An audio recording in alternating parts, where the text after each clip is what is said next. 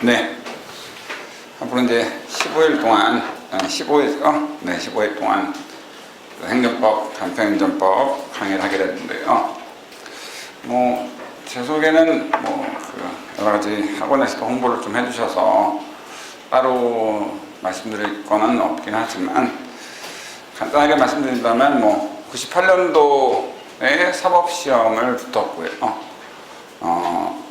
그래서 그때부터 사실 이제 시험 붙자마자부터 강의를 시작해서 강의한 지는 꽤 오래가 됐습니다. 그래서 행정법과 관련돼서 여러 강의를 사법고시부터 해서 여러 강의를 많이 했고, 예전에 간평 강의도 했었는데요. 잠깐 이제 좀 쉬었다가 다시 이제 새로운 마음으로 좀 시작하게 됐습니다. 그래서 어쨌든 다른 걸 다 떠나서 제가 확실하게 여러분들한테 보장해 드릴 수 있는 것은 행정법에 대해서만큼은 가장 쉽고 이해하기 편하게 강의해 드릴 수 있다. 그리고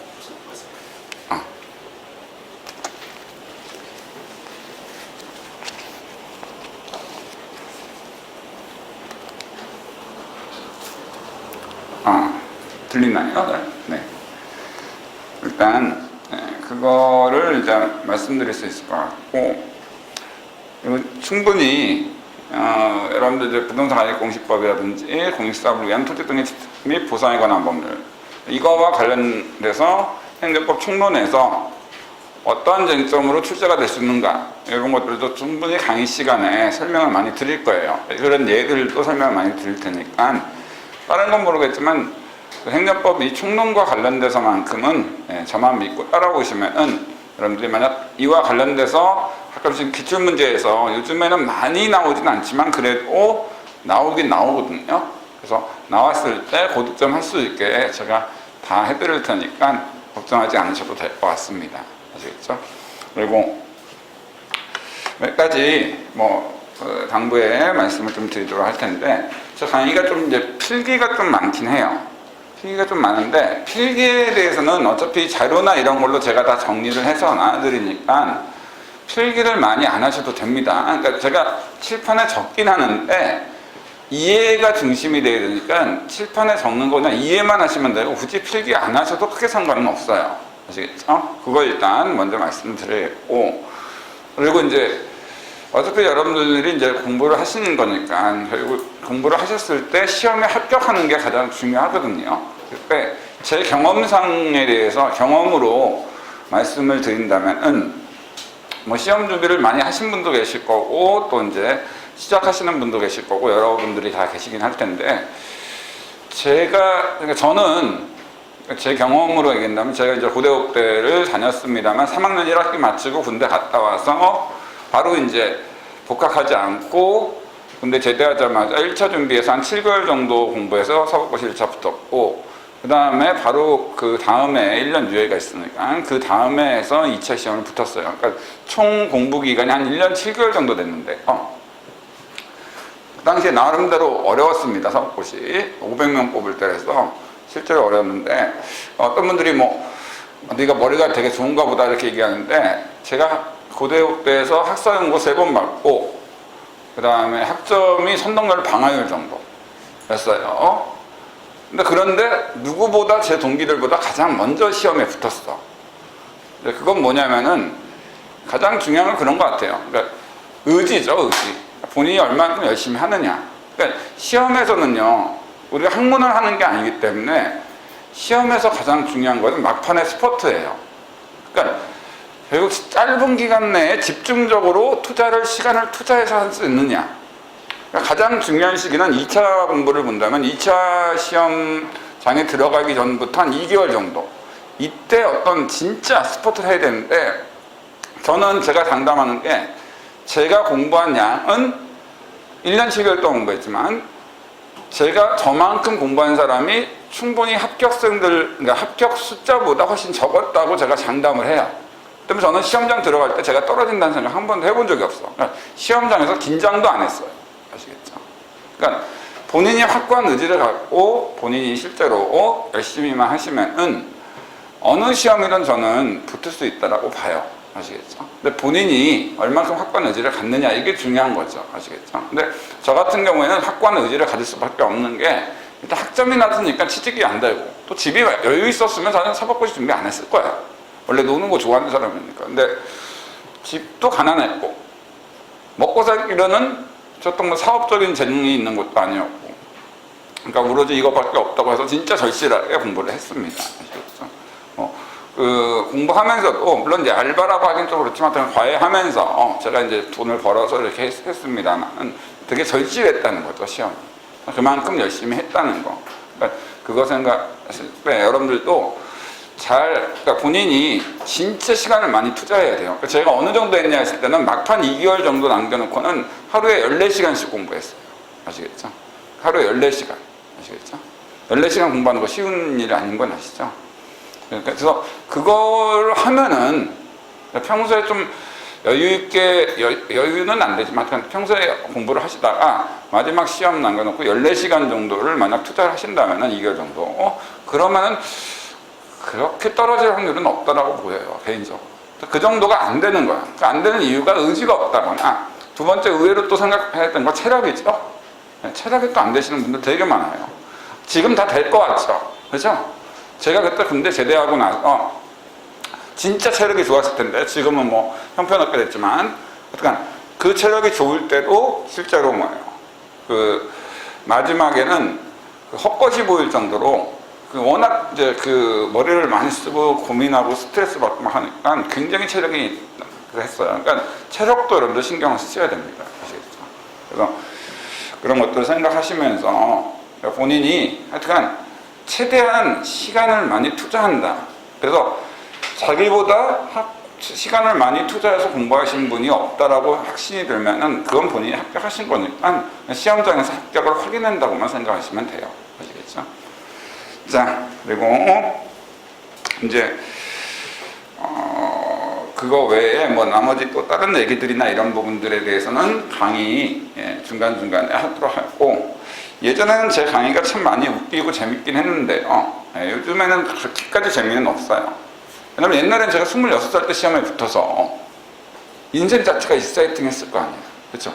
그러니까 되게 재밌거든. 지금은 인생 자체가 그렇게 익사이팅하지 않아요. 육아에 지친 전형적인 그 아빠의 모습, 그래서 육아에 지쳐가지고 그런 거기 때문에 인생 자체가 뭐 그렇게 재밌지는 않습니다. 근데 최대한 저도 이제 강의를 들어봐서 하지만 재미없는 강의는 조금 그래요. 그래서 최대한 여러분들한테 좀 재미있고 이렇게 하도록 할 텐데, 예전만큼 뭐 이렇게 명성만큼 저 새끼 왜 이렇게 재미가 없냐 뭐 이렇게 하시면은 뭐 할 말은 없습니다만, 뭐 그 정도, 그러니까 근데 개그맨은 아니니까, 그렇죠? 개그맨 뭐 제가 뭐 그죠? 개그를 해야 되는 건 아니지 않겠습니까? 그러니까 그렇게 좀 양해를 해주시기 바랍니다. 그리고 나중에 뭐 따로 이렇게 제 개인 간평 여러분들과 관련된 카페를, 그 다음 카페 같은 걸 만들어서 이제 질문도 받고, 강의 끝나고 당연히 개인 이렇게 오셔가지고 질문하신 건 당연한데, 직접 오시기 힘드신 분들을 위해서 이렇게 질문도 받고 할 테니까, 나중에 이제 카페 만들면은 아마 다음 주 목요일 전에 카페 만들어서 목요일날 공지해드리도록 할 테니까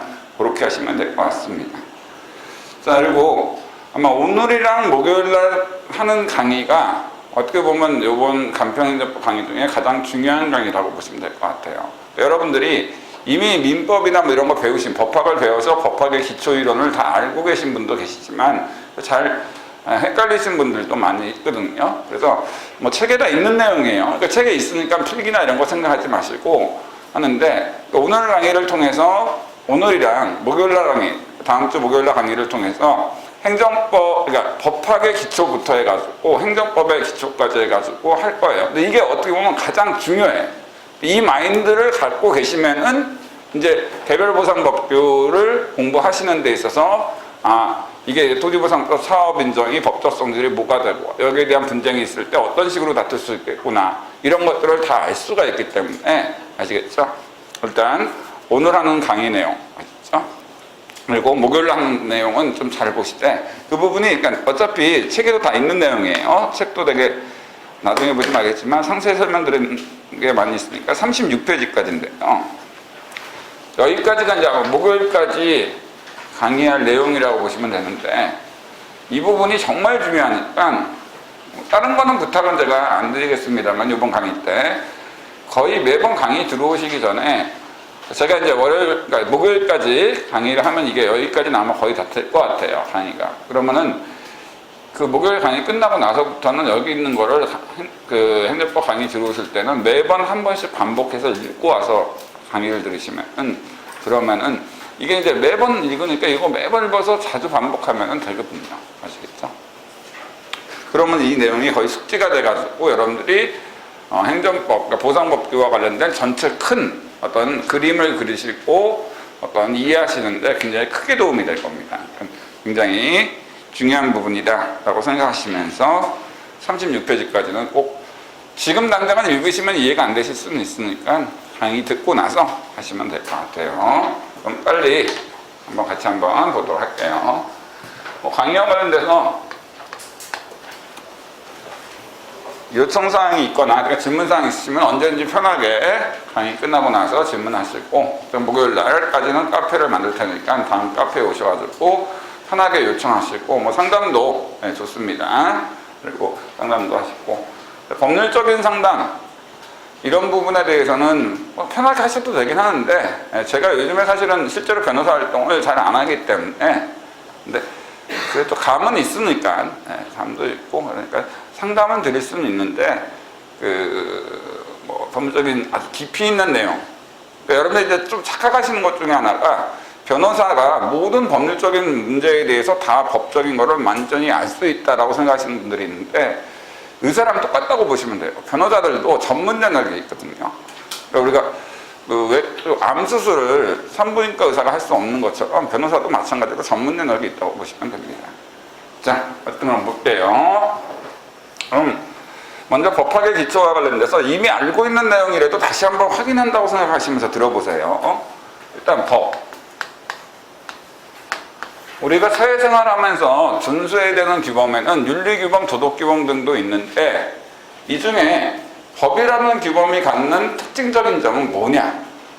라고 했을 때 법은 다른 규범과 달리 강제력, 그러니까 국가 공권력에 의해 이거 적으실 필요 없다고 했어요. 다 있어요. 공권력에 의해 책에 다 있습니다. 강제력이 행사된다.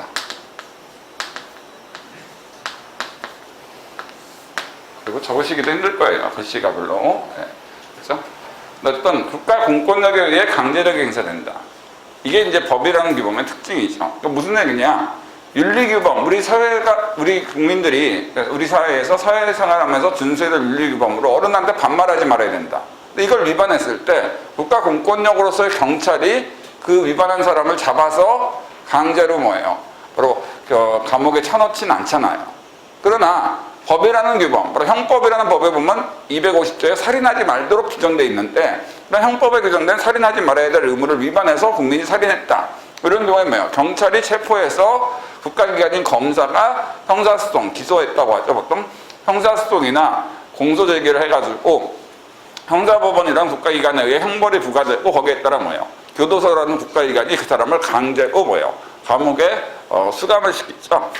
그런 측면에서 그리고 법이라는 규범은 다른 규범과 달리 그 준수가 국가 공권력에 의해서 강제된다는 거. 이게 이제 핵심입니다. 그래서 법이라는 규범은 그래서 최소한의 규범이라고 하는데 모든 사람이 사회생활을 하면서 준수해야 되는 규범을 법이라는 규범으로 만들게 되면은 그렇게 되면은 진짜 삭막해요. 왜? 어른한테 반말하지 말아야 될 의무를 규정을 그걸 법으로 윤리규범이 아니라 법으로 만들면 위반하면은 경찰관이 바로 애들 다 잡아가면 그럼 국가가 제대로 국민의 자유라는 게 있을 수가 없고 국가가 그야말로 국민을 탄압하는 게 되잖아. 때문에 법이라는 규범의 내용은 이거를 만약 위반하게 됐을 때 우리나라 사회 전체에 문제가 생겨서 국가나 사회가 유지될 수 없다. 이러한 내용들만 법으로 규율하는 게 타당합니다. 아시겠죠? 자, 그럼 법이라는 규범은 그렇다. 그럼 이제 법의 분류.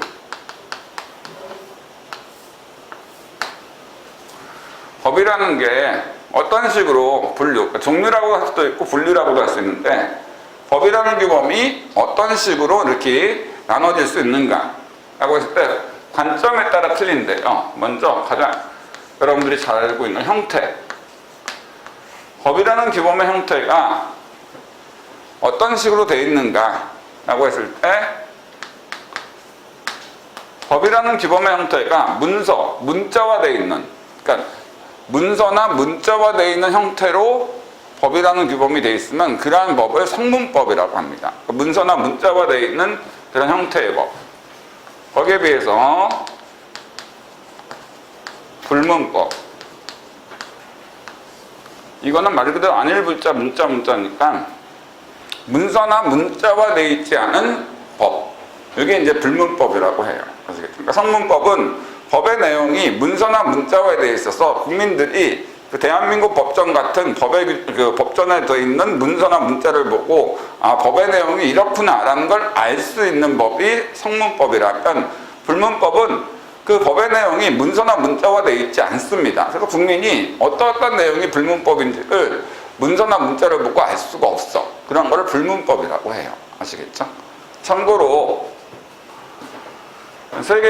우리나라 세계의 법 계열은 대륙법 계열이라고 해서, 그냥 이거는 뭐 적을 필요가 없는 거니까 이거 다 적을 필요 없습니다. 거기다 있으니까 이해만 하시면 돼요. 그냥. 아시겠죠?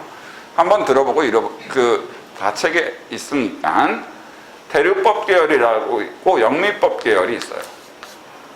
그래서 대륙법 계열 같은 경우에는 그러니까 독일과 프랑스와 같은 유럽 대륙, 그 독일 프랑스법이라고 보시면 되는데, 세계 대다수 한 98% 정도가 이기로 하면 영미법 계열은 한 2% 영국과 미국 중심으로만 인정되는 거라고 하시면 돼요. 아시겠죠? 근데 이 대륙법 계열은 우리나라도 중국, 일본 대다수의 국가가 대륙법 계열인데, 대륙법 계열의 국가를 뭐라고 하냐면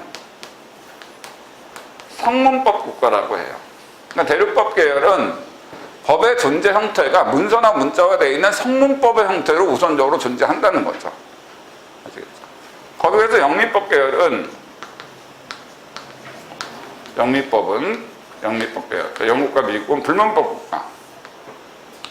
그러니까 법의 존재 형태가 문서나 문자화되어 있지가 않습니다. 아시겠죠? 그렇기 때문에 그러니까 영국과 미국은 문서나 문자화되어 있지 않는 불문법의 형태로만 법이 존재해. 그래서 불문법 국가라고 해.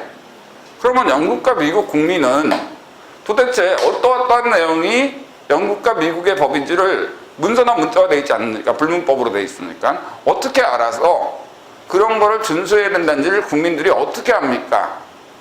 그래서 결국 이제 뭐냐면 영국 연방대법원이랑 미국 연방대법원이라는 그 대법원이 있는데, 그 연방대법원에서 이러이러한 내용이 미국의 불문법이다, 이러이러한 내용이 영국의 불문법이다 라고 이렇게 판결을 내리면 그 연방대법원에서 불문법으로 인정한 그 내용이 결국 미국의 불문법, 영국의 불문법이 돼요. 아시겠죠?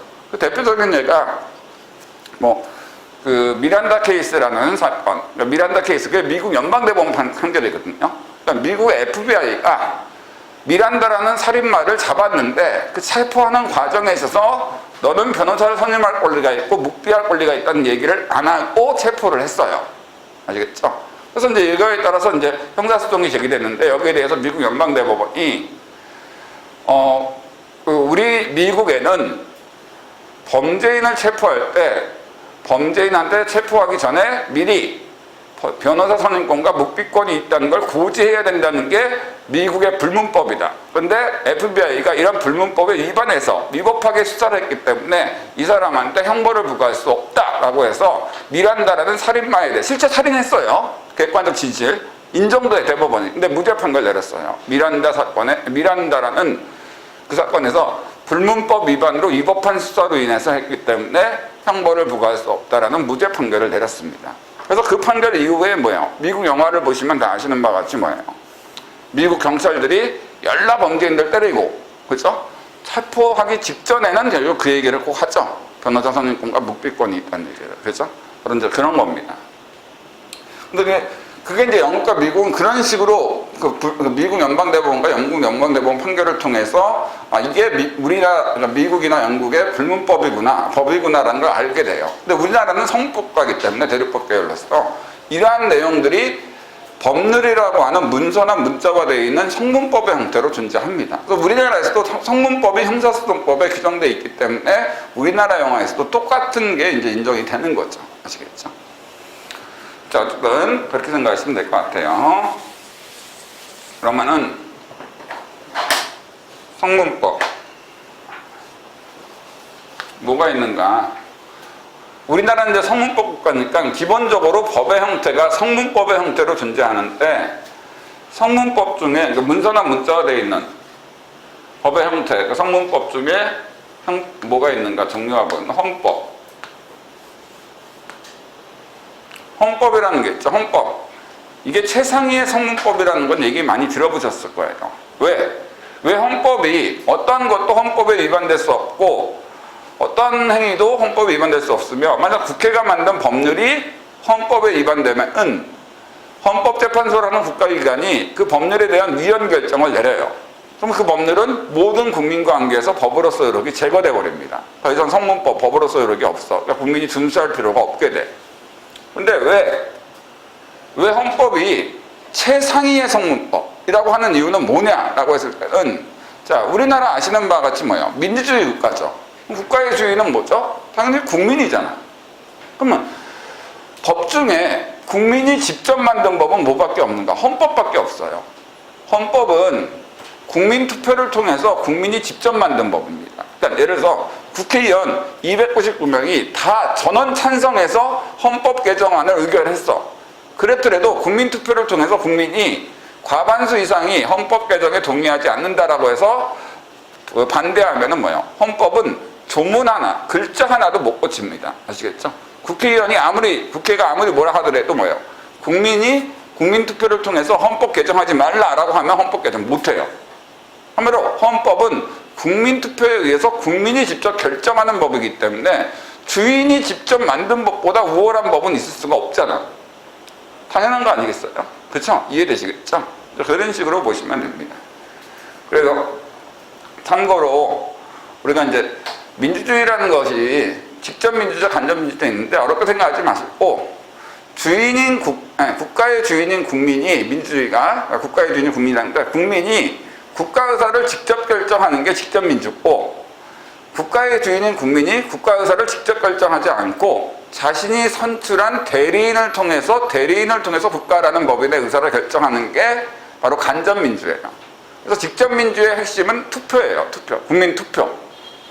우리가 투표라는 용어를 많이 쓰는데 그건 아니고, 그러니까 우리가 법적으로 보면 국민 투표라는 게 있고 그러니까 선거제와 투표제가 있거든요. 선거는, 그러니까 국회의원 선거, 대통령 선거는 이건 뭐냐?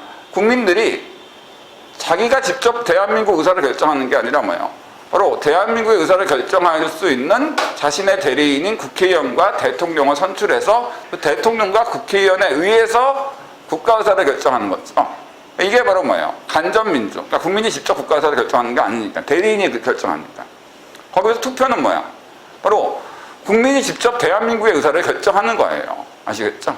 그래서 예를 들어서 실제로 이루어진 적은 없지만 문재인 대통령이 우리 같이 한번 북한과 대한민국 북한과 통일합시다. 여기에 대해서 국민들 어떻게 생각해요? 그래서 국민투표를 물었을 때 국민 50% 이상이 만약 찬성이라는 게 되면 대한민국의 의사가 뭐예요? 통일하자는 걸로 결정이 된 거예요.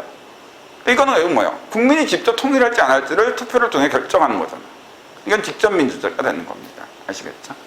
그런 식으로 생각하시면 될 것 같아요. 그러니까 헌법은 가장 최상위의 성문법이다. 이렇게 보시면 돼요. 그래서 여러분들 간평을 하시고 여러 가지 하겠지만 항상 공익사업을 위한 토지 등의 취득 및 보상에 관한 법률이나 동법 시행령, 시행규칙 등에 대해서 그 변호사들이나 여러분들 간평사들이 항상 주장하는 것 중에 너무 이게 보상액이 너무 낮다. 이 시행규칙에서 정한 액수가. 그러니까 이거는 헌법상 재산권을 과도하게 침해해서 헌법 위반이다. 그래서 위헌이라고 주장하면서 이렇게 하는 경우가 되게 많습니다. 아시겠죠? 그 다음에 이제 헌법 밑에 있는 성문법으로 법률이라는 게 있죠. 이건 이제 국민의 대표기관인 국회가 만든 성문법. 이걸 이제 법률이라고 하죠. 자, 그 다음에 국제법규라고 하는데 중요한 건 아니고요. 국제법규는 이렇게 생각하시면 돼요. 국가 간에 체결된 국제조약 있죠. 그러니까 한국과 미국이 체결한 한미 FTA. 이것도 우리나라에서 성문법입니다. 우리가 법에 위반된 행위를 위법한 불법 또는 위법이라고 표현하잖아요. 그렇기 때문에 어떤 국가가 어떤 행위를 했는데 어떤 토지보상과 관련돼서 어떤 행위를 했는데 그것이 한미 FTA에 위반되는 행위야. 그럼 그것도 위법한 행위예요. 왜? 한미 FTA는 우리나라에서 성문법으로서의 효력이 있습니다. 국제법규로. 그러니까 국가 간에 체결된 국제조약이라든지 또는 국제관습법이라는 게 있는데 일단 그런 것은 국제법규로서 우리나라에서 성문법으로서 효력이 있어요. 알겠죠? 그 다음에 죄송합니다. 명령과 규칙.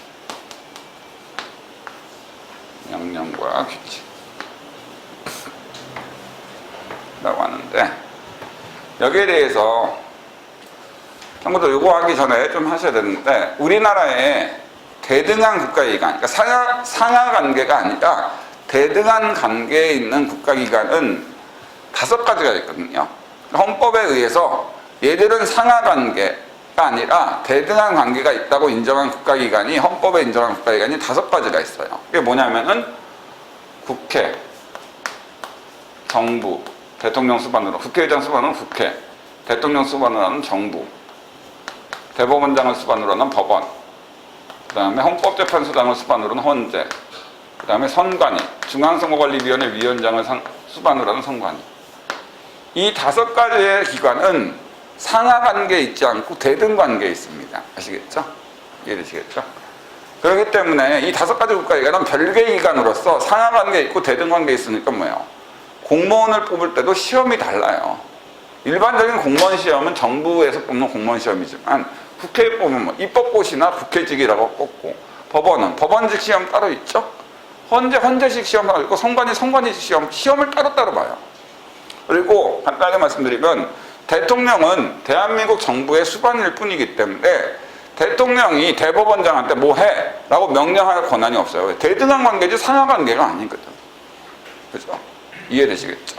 그러니까 일본에서 아베가 우리나라 대법원 판결, 징용에 대한 대법원 판결이 잘못됐다고 하면서 문재인 대통령 어떻게 해보라고 하는데 어떻게 해볼 방법이 없어. 간단하면 대통령이 초임 판사한테 너 이렇게 좀 판결 내렸으면 좋겠어 이렇게 명령 못해요. 왜? 법원 조직은, 법원 판사는요 이 법원에 소속되어 있기 때문에 대통령은 정부에 소속되어 있는 하급 행정부들, 그러니까 국무총리나 행정갑부 장관이나 이런 처장, 청장 이런 행정부 내에 있는 에선 최고 수반이니까 상명하급 관계니까 명령 내릴 수 있는데 이것이 일으키는 못 내린다는 거야. 대등한 관계니까. 이해되시겠죠? 자, 그랬을 때, 자, 어쨌든 참고로 말씀드리면 단지 대통령이 특별한 지위가 있는 건 맞아. 뭐냐면 정부의 수반과 동시에 우리나라는 궁하국, 바로 군주가 없잖아요. 그러니까 뭐예요? 바로 국가 원수, 그러니까 국가의 대표자의 지위도 함께 있긴 해요. 특수한 점이 있긴 합니다. 그러니까 일본이나 영국은 뭐예요? 정부의 수반은 수상이고 국가 원수는 따로 있죠. 누구? 일본은 일왕, 그 다음에 영국은 여왕, 그죠? 이렇게 이제, 그러니까 영국이나 이런 데는, 일본은 국가 원수는 이렇게 있고, 그러니까 미국이나 우리나라 대통령제 같은 경우는 군주가 없으니까 뭐예요? 국가의 대표자, 국가 원수는 대통령이고, 행정부의 수반도 대통령이고, 이렇게 되는 거예요. 아시겠죠? 자, 어쨌든 됐습니다. 근데 이 얘기를 하는 이유는, 이 명령이라는 것은 뭐냐면은, 행정부가 만든 성문법이라고 보시면 돼요. 행정부가 만든 성문법. 이 명령 규칙할 때 이 규칙은 뭐냐? 국회나 법원, 헌재, 선관가 만든 성문법. 그래서 국회 규칙, 대법원 규칙, 헌재 규칙, 중앙선거관리위원회 규칙. 이런 것이 이제 이렇게 보시면 돼요. 근데 여러분들한테 이 규칙은 시험 문제 나올 확률이 별로 없고, 그러니까 그리고 행정부가 만든 성문법인 명령은 여러분들과 관련돼서 실제 시험 문제 나올 확률이 굉장히 높죠. 근데 이 명령은 또 뭐가 있는가? 이 행정부가 만든 성문법에서는 행정부 중에 행정부의 수반인 대통령이 만든 대통령령이라는 게 있고, 대통령보다 낮은 총리가 만든 총리령, 그 다음에 행정각부장관이 만든 부령이 있어요. 보통 우리가 대통령령을 뭐라고, 실무상 뭐라고 할까요? 이거 외에 또 긴급명령이 있는데 그런 건 나중에 보도록 하고, 기본적으로 일반적으로 법규명령, 명령이라고 하면 이렇게 대통령이나 총리령 부령을 얘기하는데, 대통령이 만든 그 성문법, 문서화되어 있는 성문법으로서의 이 명령에는, 대통령령에는 형식이 보통 시행령이라는 형태로 나옵니다. 시행령.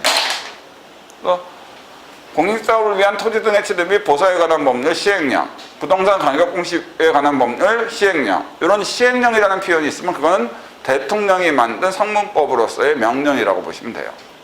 그럼 총리령 부령은 보통 뭐예요? 시행규칙이라는 표현을 쓰고 있죠. 형식. 공익사업을 위한 토지 등의 취득 및 보사에 관한 법률 시행규칙, 부동산 가격 공시에 관한 법률 시행규칙, 이런 것들은 바로 국토교통부 장관이라는 그 행정각부 장관이 만든 부령이구나, 이렇게 생각하시면 될 것 같아요. 아시겠죠? 보통 총리가 만드는 경우는 많지가 않기 때문에 행정각부 장관이 만드는 경우는.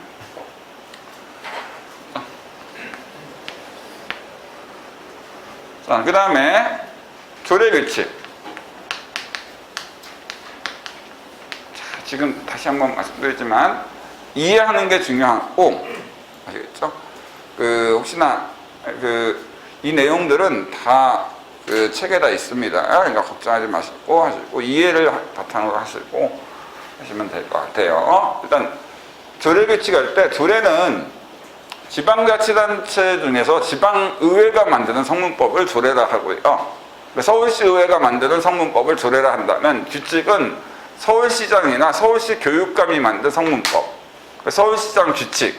여기서 조례규칙 할 때 규칙은 지방자치단체장이나 지자체 교육감이 만든 성문법이라고 보시면 돼요. 지자체가 뭔지에 대해서 좀 이따 설명드릴 테니까 여기에 대해서 이제 나중에 설명드리도록 하고요. 이런 게 있구나라고 하시면 돼요. 근데 이 성문법만 있느냐? 우리나라는 성문법 국가니까 법이라는 게 문서나 문자화되어 있는 이런 5가지의 성문법의 형태로만 우리나라에서는 법이 존재하느냐라고 했을 때, 아무리 성문법이 완비되어 있더라도 분명히 성문법만으로 해결할 수 없는 영역이 분명히 있어요. 그럼 성문법 국가라 하더라도 성문법으로는 너무나도 불합리한 결론이 나와. 이런 경우에는 불문법, 문서나 문자화되어 있지 않은 불문법이라는 것도 필요하긴 합니다. 그래서 성문법, 우리나라는 대륙법 계열로서 성문법 국가니까 성문법으로 해결하는 게 원칙적으로 옳지만, 성문법을 해결할 수 없는 경우가 있다. 그러면 그때는 예외적으로 불문법이 인정돼요. 불문법으로 첫 번째가 뭐냐면 관습법 있죠. 조상대대로 내려온 관습에 대해서 뭐예요? 조상대대로 내려온 관습을 법원에서 이러한 조상대대로 내려온 관습이지만 이건 법으로 인정할 필요가 있다라고 해서 하는 거, 이런 게 이제 관습법이라고 합니다. 아시겠죠? 근데 이거는 큰 의미가 있는 건 아니고요. 그 다음에 도리라는 게 있어. 도리. 이게 최후의 불문법인데, 서양에서 그러면 저스티스, 정의 있죠, 정의.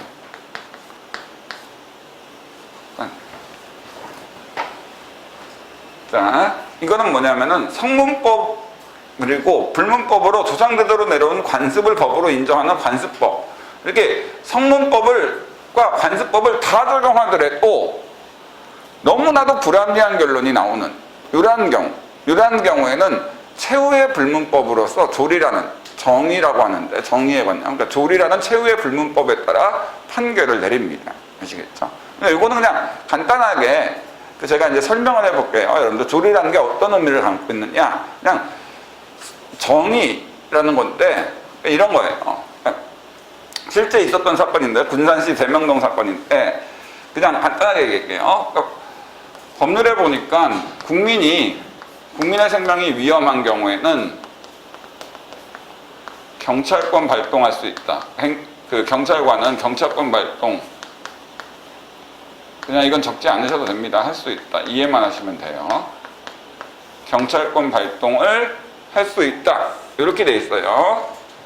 그런데 실제 어떤 사건이었냐면, 포주가 있고, 이 포주 A, 그리고 율랑 여성, 이분이 감금돼서 감금돼서 호주가 이걸 감금해서 불법적으로 성매매를 시키는 거야. 그리고 딱 이렇게 문도 잠가놓고 밖에서 잠가놓고 열쇠로 그리고 쇠창살이 있는 창문만 있는 거야. 근데 이 여성이 쇠창살이 있는 실제 있던 사건입니다. 쇠창살이 있던 그 창문 밖으로 보니까 경찰관 C가 지나가는 거야. 그러니까 도와달라고 요청을 했어요. 근데 쌩 깠어. 경찰관 발동 안 했어. 왜? 연결돼 있거든. 아시겠죠? 실제로. 그래서 여기 불나서 이분이 죽었어요. 아시겠죠? 그래서 이 유가족들이 국가배상소송을 제기했어. 얘기만 들어보시면 돼요. 근데 경찰관은 이 부자기가 위법하다. 근데 국가배상청구소송에서 국가배상청구권이라는 권리가 있어야만 그 원고 승소 판결이 나올 텐데 국가배상청구권이 인정되려면 법에 규정되어 있는 바에 따르면 당의 이 경찰관의 부자기가 아무것도 안 한 행위가 법령 위반, 바로 위법성이 인정돼야 되거든. 근데 성문법에서는, 법률에서는 국민이 위험할 때 할 수 있다고 돼 있으니까 해야 된다고 돼 있지 않잖아. 그러니까 할 수도 있다는 얘기는 안 할 수도 있다는 얘기니까 당의 이 부자기가 이 경찰관 직무집행법이라는 성문법률에 위반되지 않아. 그리고 성문법 어디에도 이러한 위험한 생명에 대한 위험이 닥친 경우 국민이 경찰관은 경찰권 발동을 해줘야 된다라고 의무를 부과한 성문법의 규정이 없는 거야. 그러니까 당연히 이 경찰권 발동하지 않은 것이 성문법 위반은 없어. 그렇다고 불문법에서 관습법, 조장대대로 내려온 관습으로 이런 게 있는 게 규정되어 있지도 않아. 관습으로 이런 거 없어. 아시겠죠? 그런데 판사들이 보니까 이러한 경우에 이 유가족들한테 이 부자기가 위법하지 않다라고 한다면 이거는 사회 정의에 반하잖아요. 경찰관의 임무가 도대체 뭐야? 뭐한 놈이야 이건, 그죠? 그러니까 당연히 그래서 판례는 어떻게 했는가? 바로 이와 같이 성문법이나 관습법에 특별한 규정이 없더라도 원래 국가의 임무는 뭐냐? 국민의 생명신체를 보호하는 거 아니냐? 그렇기 때문에 이런 경우에는 국민의 생명신체에 대한 위협이 있기 때문에 이런 사안에서는 조리라는 최후의 불문법에 의해서 경찰권을 발동해야 될 의무가 발생한다. 왜냐하면 조리도 법이니까. 어떤 불문법도 법이에요. 착각하지 마시고 불문법도 법이니까 불문법 위반도 위법입니다. 근데 이 조리라는 불문법에 위반해서 발동하지 않았으니까 조리 위반의 위법이 있다. 그러므로 국가배상 책임이 인정된다라고 해서 국가배상 청구권을 인정한 사안입니다. 아시겠죠? 자, 그렇게 보시면 되겠어요.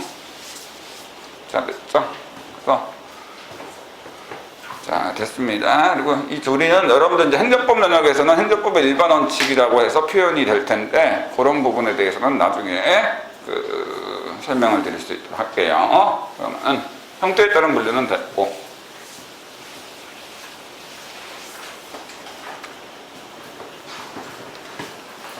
두 번째 내용. 법의 형태가 어떤 식으로 되어 있던 간에 그러니까 법의 형태가 어떤 식으로 뭐 성문법의 형태로 되어 있던 불문법의 형태로 되어 있던 상관없이 그 법이 갖고 있는 내용이 어떠한 내용을 담고 있냐에 따라 가지고 크게 세 가지로 분류된다고 보시면 돼요. 뭐냐면은 조직법, 그 다음에 행위법, 그 다음에 구제법 또는 뭐 절차법이라고도 하죠. 근데 이 중에 가장 중요한 내용에 따른 분류에서 가장 중요한 거는 행위법이 가장 중요해요. 그럼 행위법은 뭐냐? 그 형태가 성문법이냐 불문법이냐 상관없이 당의 내용이 사람, 인과 인간의 권리, 의무, 규율하고 있다. 그러니까 당의 법의 내용이 형태가 무엇이든 성문법이나 불문법이든 사람과 사람 간의 권리 의무를 규율하고 있다. 그러면 그거는 행위법이라고 지칭합니다. 내용에 따른 분류로. 형태가 무엇이든 상관없어요. 형태가 무엇이든 그 내용이 사람과 사람 간의 어떤 권리 의무에 대해서 규율하고 있다. 그럼 우리가 그걸 행위법이라고 해요. 그러면 하나씩 이제 분석해 봅시다. 먼저 사람, 인. 다 아시는 내용이지만 다시 한번 확인해 보신다고 생각하시고 아시겠죠? 네. 알더라도 다시 확실하게 알려두면 훨씬 더 나으니까. 아시겠죠? 일어나세요. 아시는 바와 같이 사람만이 권리 의무 갖는다. 그렇죠? 이건 다 알죠. 그러니까 사람만이 권리 의무를 가질 수 있어요. 우리가 권리 능력이라고 하는데, 권리 의무를 가질 수 있는 능력을 권리 능력이라고 하는데, 법적으로 사람만이 권리 능력을 가져요. 사람이 아닌 건 권리 의무 못 갖습니다. 그러니까 뭐 영화에서 뭐 개나 고양이한테 아파트에 대한 소유권이라는 권리를 상속시킨다. 절대 있을 수 없어요. 개나 고양이는 아파트라는 그 부동산에 대한 소유권이라는 권리를 가질 수 있는 주체가 못 돼요. 오로지 사람만이 권리와 의무를 가질 수가 있습니다. 근데 이런 사람에는 두 가지가 있죠. 여러분들과 저와 같은 자연인.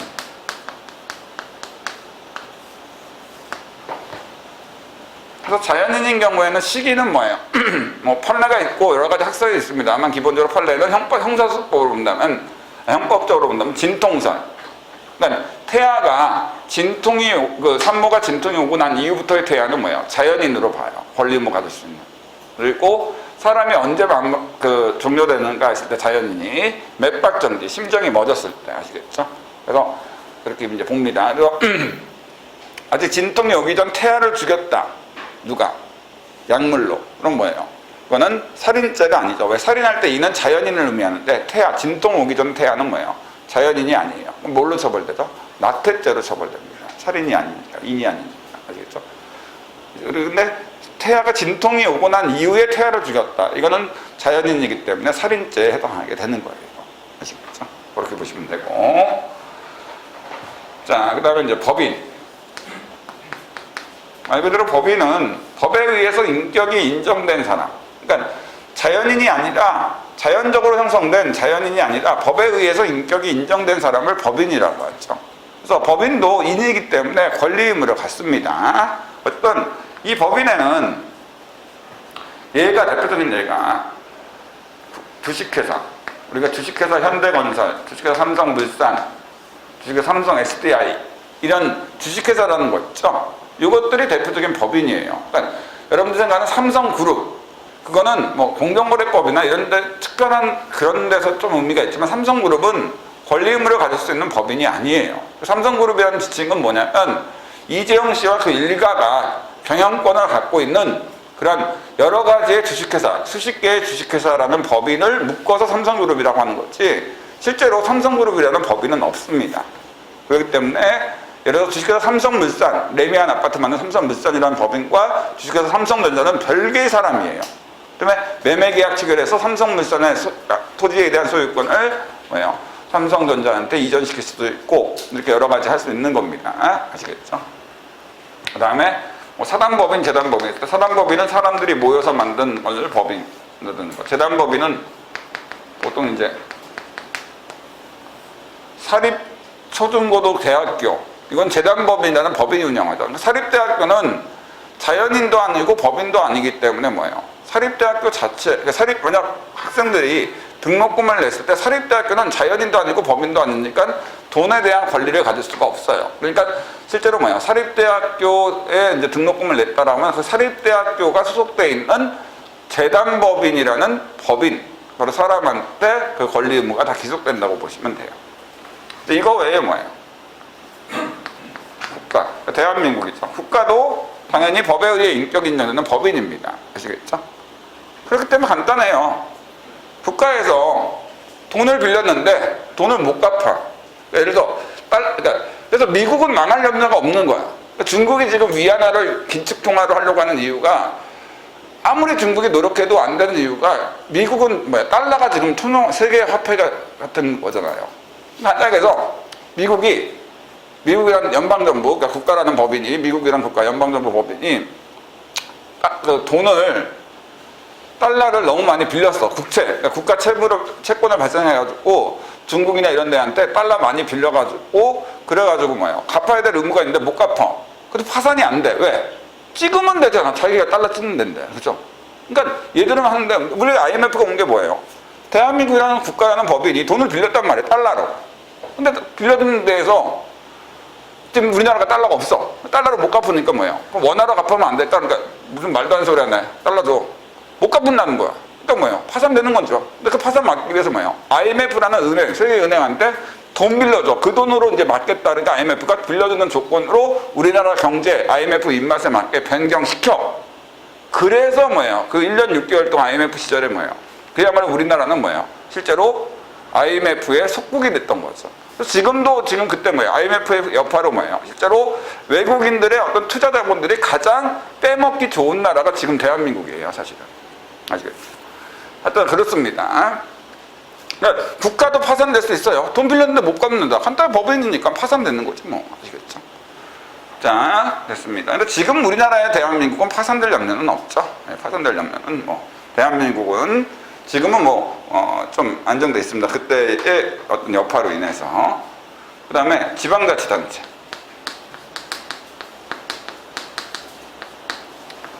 자, 지방자치단체도 국가와는 독립된 법인입니다.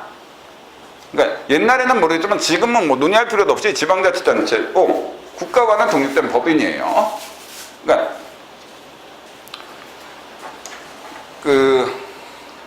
미국 예를 든다면 미국도 이렇게 생각하시면 될 것 같아요. 연방정부라는 게 미국의 국가라는 법인이 있고 주정부라고 있죠. 주. 미국에 50개 주가 있죠. 그 50개 주가 바로 지방자치단체라는 법인이야. 그러니까 간단하게 얘기하면 FBI는 국가라는 법인으로부터 월급 받는 국가라는 법인으로부터 그 월급을 받는 국가공무원이라면 뉴욕 PD라고 해서 그 주경찰들 있죠. 보통 우리가 영화에 나오는 거는 FBI 말고 대부분의 경찰들은 뭐예요? 뉴욕 PD 같은 거는 그 주경찰입니다. 그러면 예를 들면 주라는 법인으로부터 월급을 받는 사람이에요. 아시겠죠? 자, 그러니까 그리고 미국은 특이한 나라라서 미국은 총기 사용이나 이런 게 왜 규제가 안 되냐? 미국 미친 것 같잖아. 막 총으로 막 사람 죽이고 하는데도 총기를 사용 못하게, 총기를 일반 시민들이 갖지 못하게 할 수 없잖아요. 그 이유는 미국 역사 때문에. 그러니까 미국이라는 나라가 좋은 나라가 절대 아니에요. 아시겠죠? 미국 역사는 뭐예요? 간단하게 얘기하면 미국 국가의 군대가 미국을 만든 게 아니라 뭐예요? 민병대들이, 한마디로 미국 그냥 일반 시민들이, 카우보이들이 총 들고 인디안이랑 싸워서 만든 나라가 미국이야. 아시겠죠? 근데 총기 소지권이 헌법에 돼 있어요, 미국은.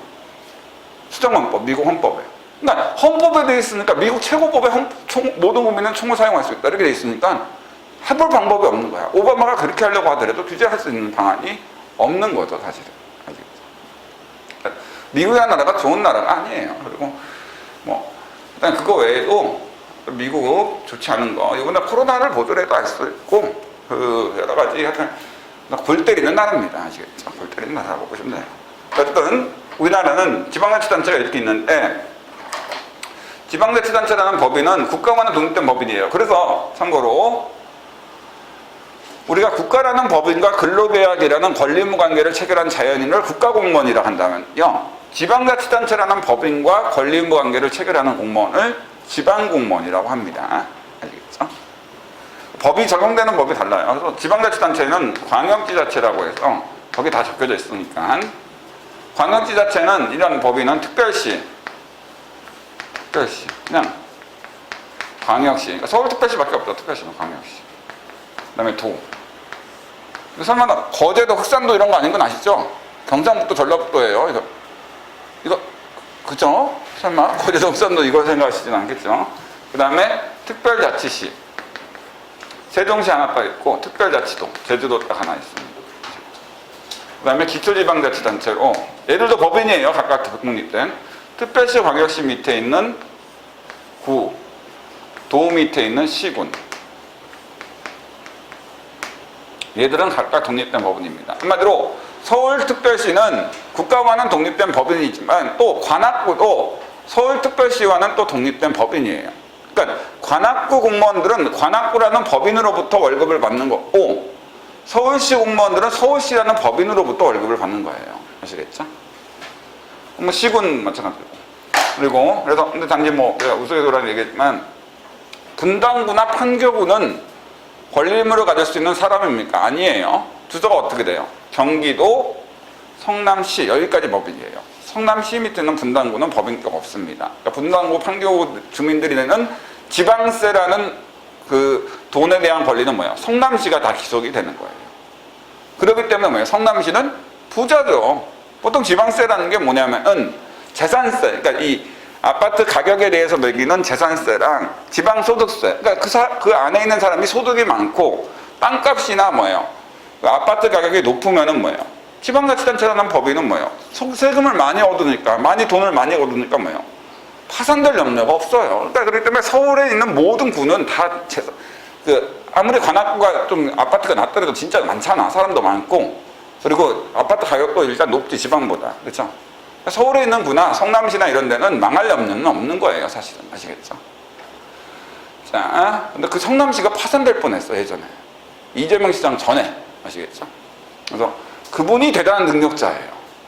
그렇게 돈이 많이 거치는데 그걸 파산의 위기까지 성남시를. 그거는 진짜 능력 있는 거예요. 그 정도 낭비하기는 쉽지 않거든요. 아시겠죠? 예, 그건. 그러니까 이재명 시장이 뭐 그렇게 되게 성남시를 재정을 완화시키긴 했는데 그거는 사실 그렇게까지 잘한 거라기보다는 원래 성남시가 돈이 많은, 세금이 많이 거쳤기 때문에 충분히 가능하긴 했습니다. 어쨌든 이렇게 된다. 아시겠죠? 그래서 지방자치단체라는 법인은 국가와는 독립된 법인이다 라고 해서, 참고로 우리가 국공립이라는 표현 많이 들어보셨죠? 그렇죠? 그렇죠? 그럴 때 이렇게 보시면 돼요. 국립은 국가라는 법인이 직접 운영하는 거라고 보시면 돼요. 그렇기 때문에 국립무용단원, 국립국악원 이런 거 있죠. 그럼 거기 있는 국립은 국가라는 법인이 직접 운영하니까 국립도서관, 국립박물관, 무용단원, 음악단원 이런 사람들은 국가라는 법인과 권리무 관계를 체결하기 때문에 우리가 국가라는 법인과 근로계약, 권리무 관계를 체결한 자연인을 국가공무원이라고 하거든요. 그래서 국가공무원이에요. 거기에서 공립이라는 건 뭐냐면은 지방자치단체라는 법인이 직접 운영하는 거예요. 아시겠죠? 그렇기 때문에 그 공립 초중고등학교나 또는 공립대학교, 그러니까 서울시립대학교 있죠. 서울시립대학교. 이 서울시립대학교는 서울시라는 법인이 직접 운영하기 때문에 서울시립대학교 교수와 직원분들은 뭐예요? 서울시 공무원이에요. 서울시 공무원이란 지방자치단체 소속의 지방공무원입니다. 아시겠죠? 이해되시겠죠? 자, 그리고 우리가 국공유라는 얘기를 많이 쓰죠. 국공유. 이것도 마찬가지죠. 한마디로 국유는 뭐예요? 국가한테 소유권이 있다는 거고요. 공유는 지방자치단체한테 소유권이 있다는 거예요. 그래서 우리가 공립이라고 했을 때 공립이라는 게 지방자치단체가 직접 운영하는 거야. 그래서 대부분의 우리가 초등학교와 중학교, 고등학교는 뭐예요? 사립 아니면 공립이 있죠. 국립은 국립고등학교 딱 하나 있어요. 국립국악고등학교라고 국가가 직접 운영하는 고등학교 딱 하나밖에 없고 그 외에는 뭐예요? 전부 다 공립입니다. 공립. 아시겠죠? 자, 그래서 공립 아니면 사립이라고 보시면 돼요. 됐죠? 자, 그럼 됐고. 대략적으로 이제 어떤 의미가 있는지는 제가 또 설명을 좀 드렸고, 그러면 이제 권리 의무에 대해서 설명을 하기 전에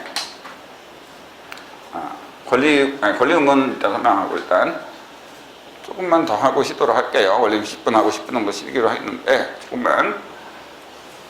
자, 오늘 조금 얘기할 때 자연인인 경우까지 생각해 보시면 돼요. 자, 자연인은 어떤 권리를 행사하거나 의무를 이행할 때 자연적으로 형성된 기관이 있죠. 왜? 손도 있고 발도 있고 입도 있고 귀도, 이렇게 자연적으로 형성된 기관을 통해서 권리를 행사하거나 의무를 이행하는 행위를 해요. 예를 들어서 제가 이제 어떤 소유권이 있는 아파트에 대해서 매매계약을 통해서 돈을 받고 팔고 싶다.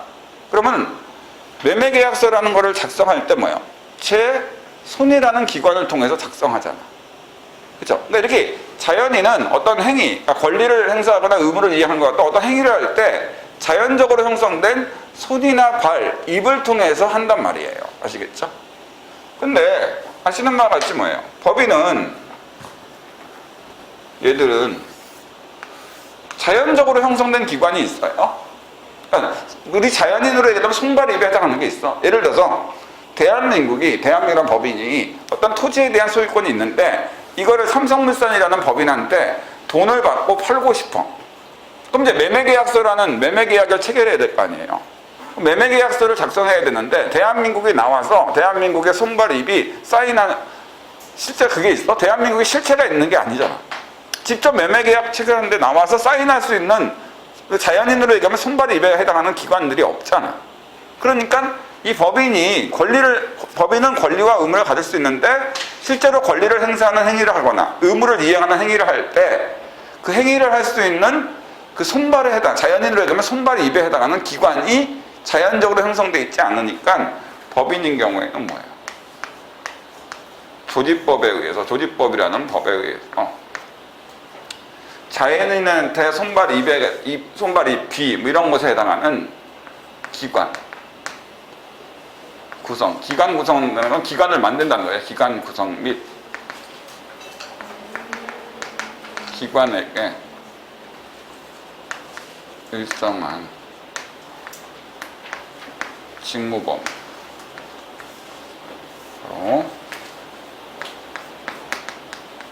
권한이라고 하죠. 이거를 부여합니다.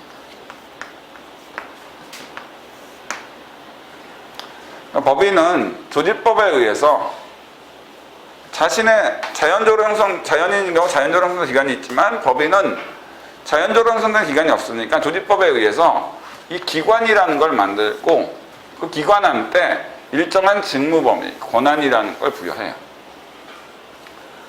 자, 일단 이 기관은 뭐냐? 바로 자연인으로 얘기하면 손발입에 해당하는 거기 때문에요. 사람이 아니에요. 그러니까 당연히 권리 의무를 가질 수 없습니다. 기관은. 아시겠죠? 그리고 이 일정한 직무범위를 조직법에 의해서 기관에게 일정한 직무범위, 권한을 부여한다고 했는데 이게 뭐냐? 그러니까 자연인으로 얘기하면 이렇게 생각하시면 돼요. 자연인인 경우에는 손의 직무범위가 자연적으로 형성돼 있죠. 손의 직무범위는 뭐야? 악수하고, 글 쓰고, 던지고. 눈의 직무범위는 보는 거고, 입의 직무범위는 말하고 먹는 거고. 이렇게 각 기관들의 자연이라는 사람을 위해서 할 수 있는 직무범위가 각각 자연적으로 정해져 있어. 근데 법인인 경우에는 조직법에 의해서 기관이 만들어지다 보니까 이 기관이 법인을 위해서 어느 정도 범위까지 행동할 수 있는지에 대해서는 자연적으로 형성되어 있지 않잖아. 그러니까 조직법에 의해서 그 기관한테 너는 이 기관을 만든다면 이 기관은 이 정도 범위 내에서는 법인을 대표해서 행위할 수 있는 권한이 있어 라고 이렇게 부여해서 조직법상 부여된 직무 범위, 권한 범위 내에서 어떤 행동하게 되면은 그게 바로 법인의 행위로 인정됩니다. 반대로 얘기하면은 이해하시면 되는데 법인의 기관이 조직법상 부여받은 권한 범위를 뛰어넘어서 그러니까 조직법상 권한도 없는데 직무 범위를 부여받지도 않았는데 그 기관이 조직법상 권한도 부여받지 않고 지 맘대로 행동했다. 이거는 법인의 행동으로 인정 안 돼요. 그러니까 마치 여러분들 자연인이 여러분들이 손으로 어떤 음식을 딱 하면서 나는 손으로 먹을 거야. 손으로 음식을 만든다고 실제로 여러분이 입의 직무 범위가 손의 직무 범위가 아닌데 손에 음식 만든다고 해서 뭐예요? 영양분이 흡수됩니까? 여러분들이 문어나 낙지도 아니고 그렇죠? 그럴 리가 없잖아. 문어나 낙지도 입으로 가요. 그죠? 아시겠죠? 하여간 그러니까 마찬가지로 간단하게 말씀드릴게요. 동사무소 문장이 계엄 선포했어. 그러면 대한민국이란 법인이 계엄 선포한 게 돼요? 계엄군이 진짜 와? 동사무소 동장이 계엄 선포했는데? 미쳤어요? 아니 말도 안 해. 여러분들 친구가 여러분들한테 뭐예요?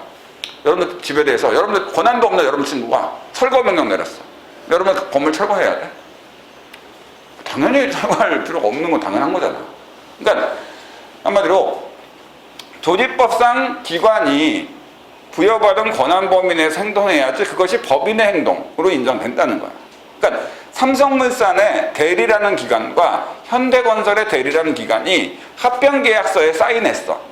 그럼 삼성물산과 현대건설이 합병이 됩니까? 효과가 발생해요?